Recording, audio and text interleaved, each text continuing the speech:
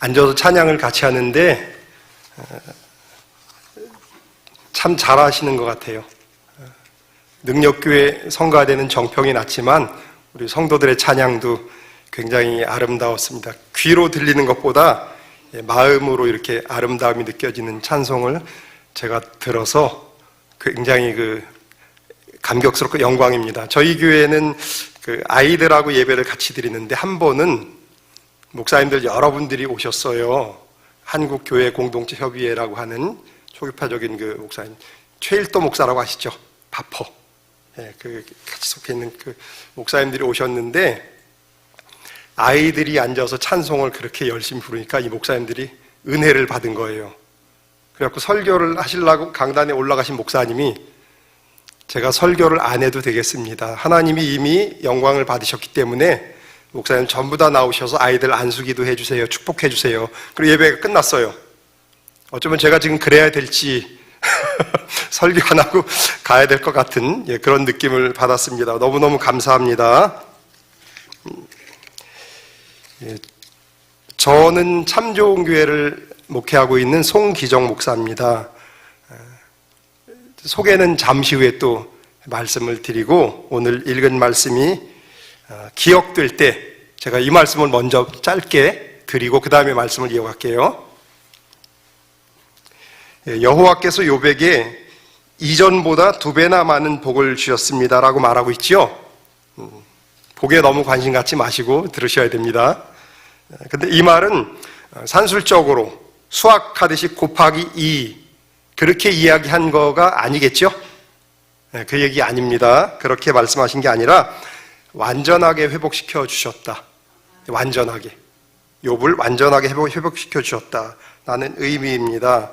더 직설적으로 말씀드리면은 이전보다 다른 차원으로 회복시켜 주셨다. 차원이 다른 거죠. 그 차원 안에서는 도토리 키재기잖아요. 조금 더 잘나야 거기서 거기죠. 완전히 다른 차원. 비교할 수 없는 전혀 다른 차원으로 욥을 회복시켜 주셨다라는 말입니다. 이 의미는 어떤 의미냐면은 욥도 하나님을 바라볼 때 그동안 자기가 하나님을 바라보던 그 인식 있지 않습니까? 하나님은 이런 분이야. 그 인식이 이제 넘어가 버린 거죠.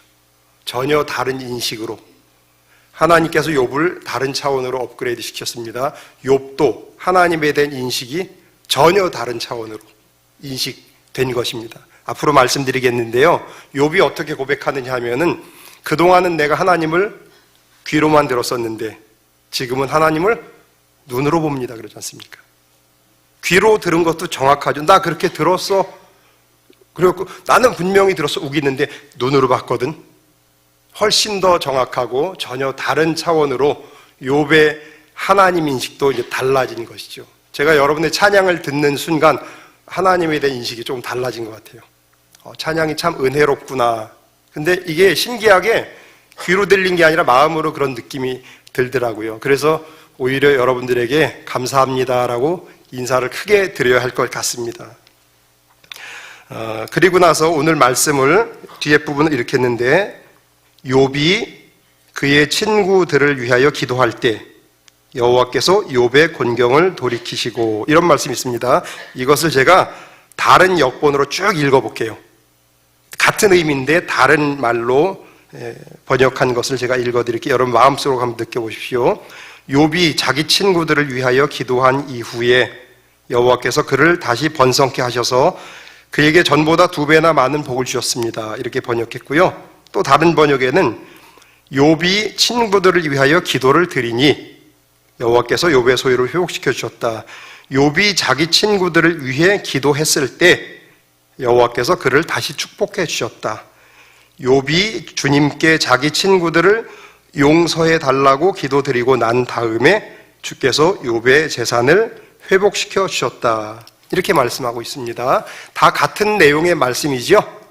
근데 이 문장에서 중요한 것은 하나님께서 욥의 공경을 돌이키셨다는 말과 주셨다라는 말, 그게 가장 중요한 말이에요. 하나님께서 욥의 공경을 돌이키셨다. 다른 의미로 말하면은 번창토록 하셨다라고 번역한 데도 있고요. 번성하게 했습니다라는 말도 있습니다. 말이나 문장을 이렇게 말할 때나 들을 때 보면은 다 사실이 아니고요. 어떤 말은 사실을 전달하기 위한 말이 있고 어떤 말은 사실을 더 사실답게 부연하고 설명하는 말이 있어요.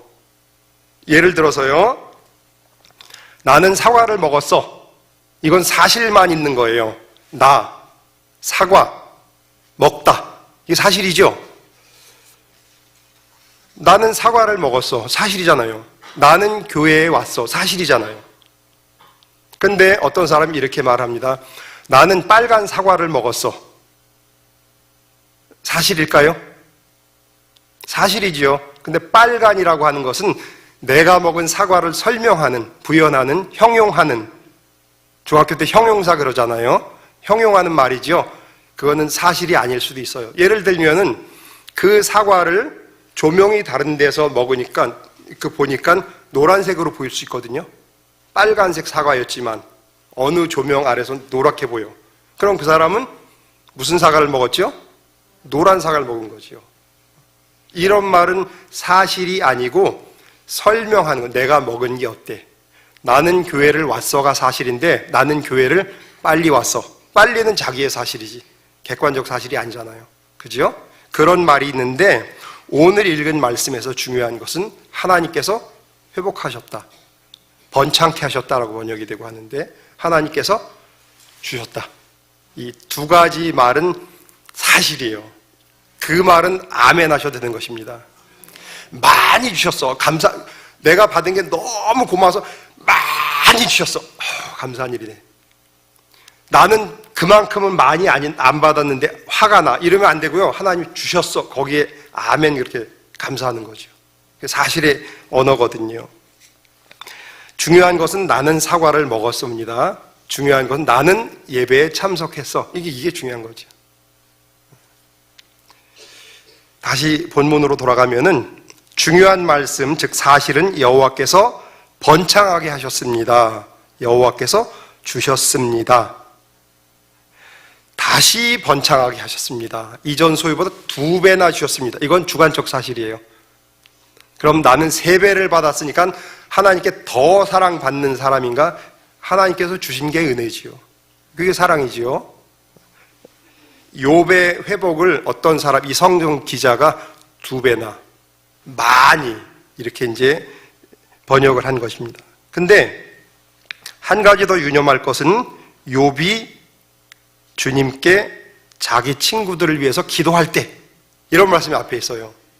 욥이 자기 친구들을 위해서 하나님께 기도할 때 되게 중요한 말 같아요. 욥이 자기의 문제를 가지고 하나님 회복시켜 주세요라고 하지 않고 자기 친구를 위해서 기도할 때 하나님께서 회복시켜 주셨대요. 그리고 2배나 갑절로 은혜를 주셨대요. 소유를 2배나 주셨다. 이렇게 번역하고 있지 않습니까? 근데 욥의 그 친구들 여러분 잘 아시잖아요. 욥하고 되게 친한 친구들이었는데 나중에는 서로 이렇게 서먹서먹한 친구가 됐잖아요. 왜?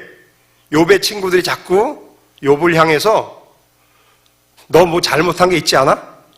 하나님 앞에 뭔가 잘못한 게 있을 거야. 기억해봐. 자꾸 이러다 보니까 욥이 속을 뒤집어 보여줄 수도 없고 나는 하나님 앞에 잘못한 게 없는데 이런 일로 갈등하다가 나중에 이 틈이 이렇게 좀 벌어집니다. 욥도 사람인지라 왜 미운 마음이 없겠어요. 근데 하나님께서 먼저 친구들에게 너 욥에게 가서 잘못했다 이야기하고 그 일을 회개하라. 그다음 욥에게는 네가 친구들을 위해서 기도하라. 그러자 화해가 이루어나자 욥이 자기의 문제를 해결받게 됐다. 이게 오늘 읽은 말씀 가운데 중요한 말씀인 것입니다. 욥이 자기의 문제로 집중해서 기도한 게 아니라 친구들을 위해서 기도할 때 자기의 문제가 풀어져요. 여러분 저녁에 이렇게 늦은 시간에 교회에 와서 내 문제를 위해서 당연히 기도하지요. 근데 꼭 그것만 하지 않지 않습니까? 교우들을 위해서, 교회를 위해서, 가족을 위해서, 친지, 때로는 미운 사람을 위해서도 기도하잖아요. 저희 아내가 갱년기를 막 심하게 앓고 있어가지고 저하고 싸움을 자주 해요. 어떤 땐 제가 너무 막 밉고 그래요. 근데도 예배 드릴 때는 내가 미워하면서 그럴 수 없으니까 아침에 화해를 하고 그렇게 그럴 때가 많거든요. 그리고 기도하죠. 아내를 위해서 기도하고. 근데 그러다 보니까 내 문제가 해결되더라. 욥은 지금 우리에게 그렇게 말씀하고 있는 것입니다. 단지 소유, 재산의 문제에서 회복된 것이 아니라 모든 면에 있어서 다 회복이 됐더라. 궁극적으로 욥 자신은 하나님을 새롭게 본 거죠. 제가 존경하는 선생님 가운데 한 분이 그렇게 말씀하셔요. 기지의 하나님은 참 하나님이 아니시고 미지의 하나님이 참 하나님이십니다. 근데 말씀을 곱씹어 볼수록 정말 그렇구나 생각이 돼요. 그동안 내가 알고 있었던 기지의 하나님, 하나님은 이런 분이에요, 하나님은 이런 분이에요, 하나님에 대한 증거가 많죠. 근데 그게 하나님의 전부가 아니잖아요. 우리가 알고 인식하는 하나님은 100분의 1도 안 돼요. 억만 분의 1도 안 될 거예요. 더 많이 알아갈, 더 많은 은혜를 통해서, 더 많은 경험을 통해서 알아갈 하나님은 훨씬 크지요. 그렇기 때문에 기지의 하나님이 참 하나님이 아니라 미지의 하나님이 크다는 말씀에 저는 공감을 하는데, 욥이 회복된 순간에 미지의 하나님을 계속 발견하게 되는 거죠. 능력교회가 그런 교회 같아요. 오늘의 은혜가 다르고 내일의 은혜가 다르고 모레의 은혜가 다르고 매일매일 하나님을 새롭게 경험해. 그래서 하나님을 찬양하고 예배하고 그런 교회라고 저는 생각합니다. 능력교회가. 그죠? 맞죠? 예. 그동안 욥은 귀로만 하나님을 봤습니다. 근데 눈으로 봤다고 합니다. 여러분, 세상을 보는 것이 귀와 눈만으로 보는 게 아니지요. 때로는 맛으로도 보고, 때로는 느낌으로도 보고, 때로는 감각으로도 보고, 우리가 주어진 모든 감각 다 동원해서 하나님을 만나고 발견하게 되기를 주님의 이름으로 축원합니다. 그래서 욥은 이전과는 전혀 다른 고백이 이제 나오게 된 것입니다. 내가 눈으로 봅니다. 우리도 눈이 열려서 주님을 봤으면 참 좋겠어요. 그럴 때 우리도 제가 눈으로 주님을 봅니다. 이렇게 고백하게 될 것 같습니다. 욥이 그의 친구들을 위해서 기도할 때입니다. 꼭 유념하셔야 돼요. 내가 교회를 위해서, 내가 목사님을 위해서, 내가 권사님을 위해서, 집사님을 위해서, 장로님을 위해서, 또는 내가 누구를 위해서 기도할 때. 하나님 내 문제만 꼭 들어주셔야 돼요. 당연히 그렇게 기도해야 되겠죠. 그러나 중보 기도할 때 하나님께서 우리의 눈을 열어서 나는 이런 하나님이란다 하고 보여주실 거라고 믿습니다. 저는 참 좋은 교회 목사예요. 오늘 철야 예배에 은혜의 자리에 불러주셔서 너무너무 감사하고 또 솔직하게 영광스럽습니다. 왜냐하면 능력교회에서 설교하는 게 쉬운 일이 아니잖아요. 자꾸 목사님이 와서 설교 좀 해주세요 그럴 때 이거 어떡하지? 걱정이 많이 됐어요. 지난 2주간 저 엄청 바빴어요. 설교를 준비하느라고. 그런데 개인적으로 큰 기쁨이고 감사한 일입니다. 그리고 불러주신 여러분께도 감사를 드리는데요. 저는 사역 초기부터 아이들 교육에 관심이 많았어요. 그래갖고 20여 년째 지금도 아이들을 이렇게 관심 갖고 교회 목회를 하고 있는데, 관심이 많은 정도가 아니라 때로는 지나칠 정도로 아이들에게 집중한 그런 목회를 해왔습니다. 지금은 그 정도까지 못하는데 그렇게 목회를 했어요. 모든 역량을, 교회의 역량을 다 거기다 쏟아 부은 거죠. 그러다 보니까 어른 성도분들께서는 볼멘 소리를 해요. 왜 목사님이 애들만 좋아하세요? 왜 목사님은 저희들을 안 봐주고 애들만 보세요? 근데 할 수 없어. 제가 목회 사역을 그렇게 하면서 그래요. 한 가지 양해가 되는 것은 뭐냐면 다 그분들 자녀들이기 때문에 그래도 이제 크게 문제 제기를 안 하는데 이제 우리들도 봐주세요. 그런 얘기를 그렇게 하는 거죠. 근데 잘 안 봐줬어요. 아이들에게 이렇게 집중하느라고. 그러다 보니까 생각하는 거, 말하는 거, 행동하는 거, 먹는 거, 짜장면, 돈가스, 이런 거, 먹는 거, 입는 것까지 점점 아이들처럼 돼 가더라고요, 제가. 그래서 혹시라도 제가 오늘 여기서 설교하면서 너무 어른스럽지 않게 아이들처럼 설교하면 어떡하지? 그래갖고 우리 성도들이 말을 저렇게 아이들같이 해? 애 아니야? 이렇게 생각이 들음으로 인해서 이 시간 요 공동체 안에 흐르는 성령의 코이노니아가 저해가 되면 어쩔까? 이게 염려가 되더라고요. 성령께서는 항상 역사하시는데 특별히 요 시간에 역사하시는 코이노니아가 있잖아요. 그죠? 근데 혹시라도 저 때문에 그런 것이 방해가 되고 오히려 코이노니아가 이렇게 흔들리고 위협받고 성령께서 자유롭게 활동하지 않으시면 어쩌지? 그게 이제 큰 염려가 됐습니다. 혹시라도 제가 설교하면서 너무 아이처럼 얘기한다면 여러분이 너그러운 마음으로 좀 용서해 주시고 받아주시기를 바랍니다. 저는 지난 주간에 아이들과 함께 여행을 갔다 왔어요. 10월 10일부터 3박 4일 여행을 갔는데 통영, 거제, 김해, 부산을 여행했습니다. 여행 제목은 우리나라 돌아보기, 가야 역사여행 이런 걸 갔다 왔어요. 1년에 한 2번, 3번 정도 아이들을 데리고 그렇게 다녀요. 이쪽 저쪽 다니면서 아이들에게 미리 책을 읽히고 공부하게 하고 정리해서 발표하게 하고 이제 가서 여기가 거기란다, 여기가 거기란다 이렇게 여행을 하고 2년에 한 번 정도 이제 이웃나라 둘러보기 하면서 다른 나라도 데리고 다니면서 그렇게 여행을 합니다. 근데 이번 여행에서 마지막 코스가 어디냐면은 깡통시장이라고 들어보셨어요? 부산에 있는 깡통시장. 거기를 갔어요. 그게 마지막 코스예요. 다른 말로는 부산국제시장. 거기를 아이들하고 갔는데 점심때쯤 태종대에서 오전에 놀고 점심때 깡통시장에서 아이들을 풀어놓고 용돈을 주면서 맛있는 거 사 먹고 놀다가 몇 시에 어디로 와라 이렇게 하고 이제 아이들을 이렇게 쭉 흩어 보냈습니다. 근데 여러분들 깡통시장 가보신 분 아시겠지만 얼마나 복잡해요. 거기 그냥 어떤 때는 발 디딜 틈 없고 길도 많아서 막 못 찾고 그래요. 어른들도 어려운데 거기에서 아이들이 이제 신나게 이렇게 노는 거죠. 그리고 선생님들과 저는 점심을 먹고 아이들하고 약속한 시간보다 조금 이른 시간에 이제 와서 부산은행 계단 앞에서 만나기로 했거든요. 제가 거기 앉아서 이제 기다리는 거죠, 아이들. 근데 그때 한 아이의 엄마로부터 전화가 걸려왔어요. 무슨 전화일까요? 네? 오, 맞아. 그거예요. 아이가 길을 잊어버렸다고 이제 전화가 온 거예요. 잃어버렸다고. 근데 아이가 길을 잃어버렸어요 라고만 했으면 이제 큰일 났죠. 근데 그게 아니라 아이가 어느 옷집에 이렇게 있습니다. 그 주인 어르신께서 그 아이를 데리고 있으니까 목사님 그 아이를 데리고 와주세요. 이렇게 전화가 온 거예요. 그래갖고 그냥 이렇게 한시름 놓여진 거죠. 그래서 이제 가서 찾아올라 그 옷가게 사장님하고 통화를 했습니다. 그러니까 사장님이 아닙니다. 여기 길을 잘 모르니까 당신이 직접 아이를 데리고 글로 가겠습니다. 그래서 만났습니다. 근데요, 아이가 길을 잃어버린 것은 먼저고 엄마나 제가 그 사실을 알게 된 건 나중이지 않습니까? 이미 보호하고 있어요라는 사실을 전화로 들은 거잖아요. 그러니까 엄마도 크게 놀라지 않았고 저도 그렇게 심각하게 깜짝 놀라고 하진 않았습니다. 그 다음에 아이를 만났는데 그 잃어버린 상황에서 아이는 얼마나 걱정했을까, 놀랬을까 라는 마음이 이렇게 좀 들더라고요.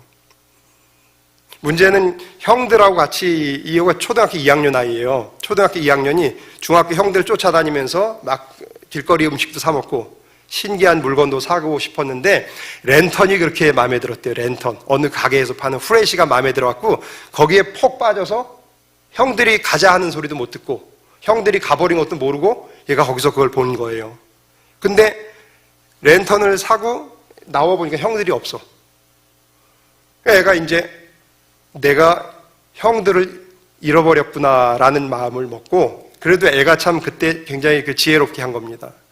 내가 여기서 다른 데로 막 형을 찾아서 가면 더 어려워지겠구나. 바로 옆에 있는 옷가게 사장님을 보고 사장님 제가 길을 잃어버렸거든요. 우리 엄마에게 전화 좀 해주세요. 이렇게 이야기를 했대요. 그러니까 이 사장님이 엄마에게 전화를 해가지고 아이가 여기 있으니 찾아가세요. 이렇게 이제 해가지고 문제가 잘 해결된 겁니다. 그래서 아무 일이 없었던 것처럼 이제 행사를 마치고 서울로 오는데 차 안에서 내내 그 생각이 드는 겁니다. 만약에 아이를 늦게 찾았다면 어떤 일이 벌어졌을까? 애가 막 울고불고 난리가 났겠고 엄마는 그 서울에서 어떻게 해? 직장에서 이렇게 근무하다가 전화를 받았는데 올 수도 없고 저희들도 못 찾겠어요. 너무 복잡해서. 굉장히 어려움이 있었을 텐데 다행히도 잘 찾아줬어요. 아이가 더 깊은 곳으로 가지 않은 것은 초등학교 2학년의 지혜가 아니라 성령께서 그 아이를 보호하시고 인도하신 것 같아요. 저는 그렇게 믿거든요. 그래서 이제 문제가 해결됐는데 여러분 누구나 아이를 키우다 보면은 한 번쯤 그런 일을 겪고 하지요. 무슨 어딜 놀러 가서가 아니라 집 앞 놀이터에서 아이들이 놀고 있을 때 엄마는 이렇게 의자에 앉아서 아이들이 노는 모습을 보고 또 옆집 엄마와 같이 이야기하고 있습니다. 아이들이 그 장소에서 놀다가 재미가 없으니까 엄마 시야에서 벗어난 옆에 이렇게 조금 장소를 옮겨서 놀이를 하고 있어요. 근데 엄마가 이렇게 이야기를 하다가 아이가 어떤가 보니까 안 보여. 그때 엄마 마음이 어떻게 해서 아이가 없어졌네. 바로 이렇게 엄마 시야를 조금만 돌리면 보이는데도 가슴이 막 무너져 내리죠. 그리고 아이를 볼 때까지 엄마는 계속 이런 마음이 들 것 같아요. 아이가 보이기 전 제 자리, 원래 상태로 돌아갔으면 그런 마음을 엄마가 계속 할 것 같아요. 그리고 아이를 본 다음에야 안도감, 잃어버렸을 때 그 불안감, 무서움, 형용할 수 없는 그 마음과 아주 극적으로 대비되면서 감사하네. 앞으로는 그러지 말아야지. 이런 마음을 가질 것 같습니다. 제 자리를 이탈해서 길을 잃어버렸다는 것은 그런 것 같습니다. 당혹스럽고 무섭고, 근데 제 자리로 돌아간다는 것은 설명할 수 없는 평화, 안식이라고 저는 생각합니다. 다행히 아이를 만나서 평화를 누리고 안식을 누렸지만 그 순간 어떻게 하지? 이런 염려. 그러면서 다시 한번 이제 아이에게 추궁했지요. 너 왜 형들을 안 따라가서? 그러니까 못 들어서요. 사인을 듣지 못했어요. 그래. 우리가 길을 잘 가다가도 사인을 듣지 않으면 자꾸 놓쳐요. 하나님을 우리가 믿으며 신앙생활 하다가도 자꾸 들리는 사인을 놓치면은 길을 잃어버릴 때가 있거든요. 아무렇지도 않은 것 같지만 우리 내면의 영적으로 엄청난 당혹감에 막 흔들릴 거예요. 우리는 모르지만. 근데 다시 하나님을 만나는 순간 하나님 그러면서 그 안도감, 평화, 막 눈물도 나오고 막 그러지 않습니까? 길을 잃어버렸다는 것은 그런 의미고 제자리로 돌아갔다는 것은 또 그런 의미인 것입니다. 그 일을 생각하면서 오늘 말씀을 준비한 거예요. 제자리로 돌아가야 되겠구나 라는 것. 사실 길을 잃어버리는 것은 아이들의 일만은 아니지요. 어른들도 길을 잃어버려요. 세상이 바쁘게 돌아가기 때문에 더 우리는 쉽게 길을 잃어버릴 수가 있어요. 집 가는 길을 잃어버리는 게 아니에요. 내비게이션 하면 다 가지요. 근데 그런 게 아니라 살다가 길을 잃어버려서 나는 누구지? 여기가 어디지? 그런 생각할 때가 있지 않습니까? 낯설고 먹먹한데 어떡하지? 그런 거. 분명히 잘 살아왔는데 잘 가고 있는 것 같은데 길을 잃어버렸네? 어떡하지? 그럴 때가 많이 있습니다. 근데 더 중요한 것은 제자리로 돌아가면은 문제가 될 게 없어요. 돌아가지 못한다는 게 문제입니다. 지금은 그렇게 못하지만 한 달에 한 번씩 아이들하고 등산을 했어요. 서울 근교에선 다 올라가 봤어요. 속리산도 가보고 지리산 종주도 하고 한라산도 다 갔어요. 초등학교 1학년, 2학년 데리고 다 올라가 버렸어요. 근데 길을 가다가 보면은, 인생의 길을 가다가 보면은, 저는 등산의 길을 가다 보면은 때로는 굉장히 위험한 구간을 이제 건너가야 될 때가 있어요. 그럴 때 아이들이 어떻게 해요? 라고 이렇게 저만 쳐다보고 있거든요. 주변에서 다른 등산객들이 어떻게 애들이 어떻게 건너가 막 그래. 근데 거기서 저도 막 불안해하면 애들 못 가요. 그럴 때 아이들한테 이렇게 물어봐요. 얘들아, 위험한 길을 건너갈 땐 어떻게 하면 되지? 이렇게 물어봐요. 그럼 애들이 뭐라고 대답하느냐 하면은 조심해서 건너가면 돼요. 이렇게 대답을 해요. 몇 번을 거기서 물어봐. 얘들아, 위험한 길을 건너갈 땐 어떡하지? 조심하면 돼요. 건너가 볼까? 그럼 애들이 다 건너가요. 우리가 길을 가다 보면은 잃어먹을 만큼 위험한 상황을 만나기도 해요. 근데 조심하지 않고 막 가면 헛딛고 넘어지고 빠지고 길을 잃어버릴 수가 있어요. 조심해야지 돼요. 아무리 조심해도 자꾸 그렇게 흔들릴 때가 있잖아요. 더 조심해야지 됩니다. 때로는 잘 사용하던 가전제품이 갑자기 멈출 때가 있어요. 그죠? 컴퓨터가 갑자기 멈출 때가 있죠? 그럴 때 어떻게 하죠? 해결할 방법은 AS에 전화하면 되겠죠? 그거보다 근데 더 당장 내가 써야지 돼. 어떻게 하죠? 어떻게 그렇게 잘하세요? 리셋 버튼을 딱 누르면 돼요. 리셋. 맞습니다. 리셋 버튼을 누르면은 잘못된 과정 다 무시하고 프로세스가 그냥 정상적으로 이렇게 돌아가게 합니다. 길을 잃어버렸다는 것은 큰 문제를 만난 건데, 기계로 말하면 작동이 멈춘 건데, 그럴 때 잘 리셋 버튼만 딱 눌러주면 문제가 되지 않는데, 이게 그거 허둥지둥 하면 안 돼요. 하나님께서 아담과 하와를 만드시고 가인과 아벨을 만드셨잖아요. 아담과 하와가 가인과 아벨을 낳습니다. 근데 가인과 아벨이 하나님께 예배를 드렸습니다. 가인의 예배는 하나님께서 기뻐 받으시지 않았고 아벨의 예배는 받으셨죠. 그러니까 가인이 화가 나가지고 이제 아벨이 싫은 거야. 그게 사단이 된 것 같아요. 근데 그게 사단이 된 게 아니고, 더 큰 사단은 이 가인이 예배에 대한 이해가 없었던 것 같아요. 예배는 드리는 사람이 중요할까요? 받는 분이 중요할까요? 받는 분이죠. 받는 분이 뭐라고 말할 때까지 드려야 되죠? Yes. 받는 분이 아직 부족한데 나는 다 드렸거든요. 그러면 예배가 되는 게 아니죠. 받는 분이 하나님께서 yes 할 때까지 드려야 됩니다. 이제 얼마 후에 2024년도 수능 보지 않습니까? 그럼 이제 자녀들 수능을 보고 여러 대학교에 원서를 많이 내. 점수가 잘 나왔어. 근데 이상해. 입시처에서 부족합니다 그래요. 뭐가 부족하지? 어떤 게 더 첨부돼야 됩니다 이래요. 학교에 입학하는 것은 내가 잘해서가 아니라 입학처에서 예스 그래야지 합격하는 거지 않습니까? 예배도 똑같지요. 나는 굉장히 잘 드렸어. 그거는 다음 얘기고, 정말 중요한 건 하나님께서 예스 하시느냐. 예, 그게 중요한데, 가인이 그 사실을 몰랐기 때문에 길을 잃어버린 거예요. 그러니까 동생 때문에 그렇게 동생을 막 미워하죠. 그래서 심지어 동생을 죽였지 않습니까? 하나님의 계획이 이제 다 끝난 것 같아요. 무산된 것 같아요. 그런 상황에서 하나님이 어떻게 하셨죠? 아들 하나 더 주셨죠? 이름이 누구죠? 셋을 주셨잖아요. 세트. 그죠? 그 셋이 어떤 의미죠? 세트, to praise. 세트.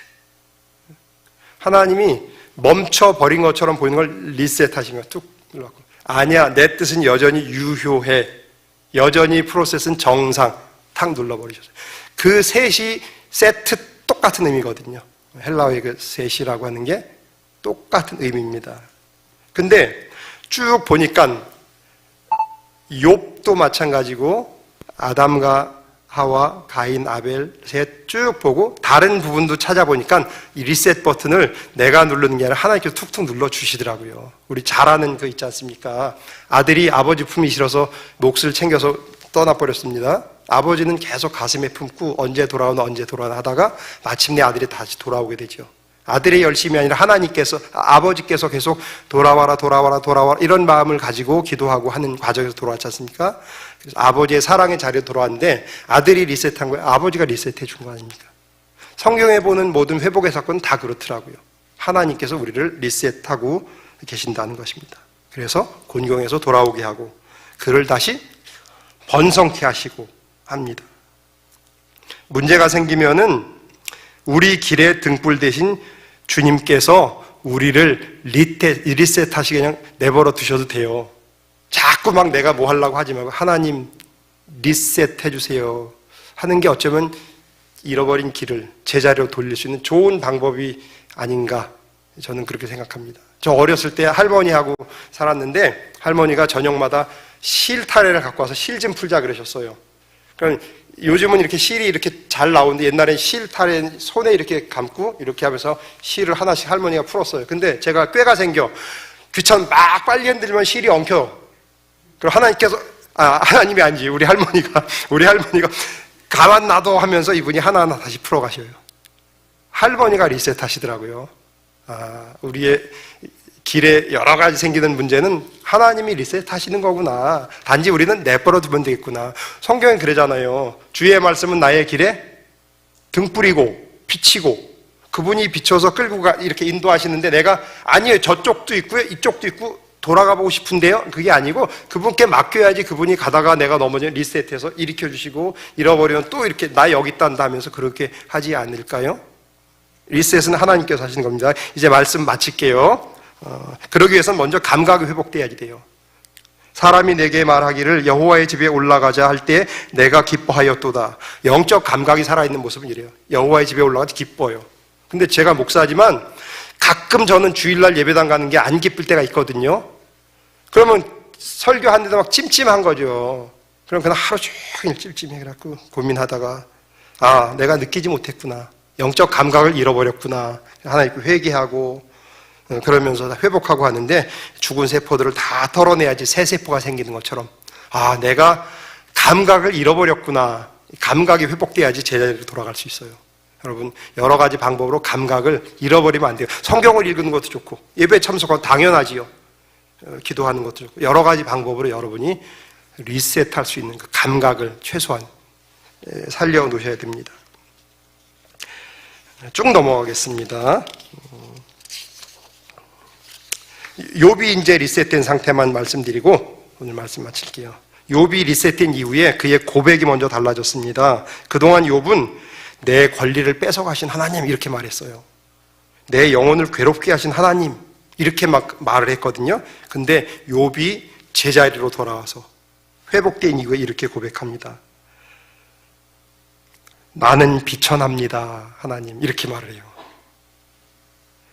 내 손으로 내 입을 가릴 뿐입니다. 나는 깨닫지도 못할 말을 내가 막 주절댔습니다. 이렇게 이제 욥이 다른 고백을 했습니다. 사람이 달라지려면은 나는 달라질 거야 그거 가지고 안 돼요. 생각이 달라져야 되고요. 그 다음에 행동이 달라져야 되고요. 그럼 습관이 되겠죠? 습관이 달라지고 그렇게 되면 운명이 달라진다라는 말이 있지 않습니까? 달라져야지 돼요. 고백이 달라져야 됩니다. 그럴 때 우리의 있어야 할 자리가 어딘가가 이제 보이죠. 그 자리로 하나님의 인도하심 따라서 가면 될 거라고 여깁니다. 그래서 모든 것들이 제자리로 돌아왔을 때 하나님께서 갑절로 회복시켜 주셨네. 곱하기 2가 아니라고 했죠? 완전하게 회복시켜 주셨네. 이렇게 고백하게 될 거예요. 여러분 노래 중에 그런 게 있지 않습니까? 지금 목사님 되신 분이 부르는 세상 모든 풍경 중에서 가장 아름다운 풍경은 모든 것이 제자리로 돌아가는 풍경. 그죠? 주님 안에서 우리가 모두 제자리로 돌아가시기를 축원합니다. 기도하겠습니다. 하나님 은혜를 감사드립니다. 부족한 자가 말씀을 전할 때 성령께서 도와주시고 우리 안에 또 코이노니아로 함께 하심을 믿습니다. 욥의 고백처럼 우리가 이웃을 위해서, 친구를 위해서, 교회를 위해서, 가족과 친지 여러 사람들 위해서 중보할 때 오히려 우리의 문제가 풀어지는 놀라운 기적과 축복을 경험하게 하여 주시옵소서. 예수 그리스도 이름으로 기도합니다. 아멘.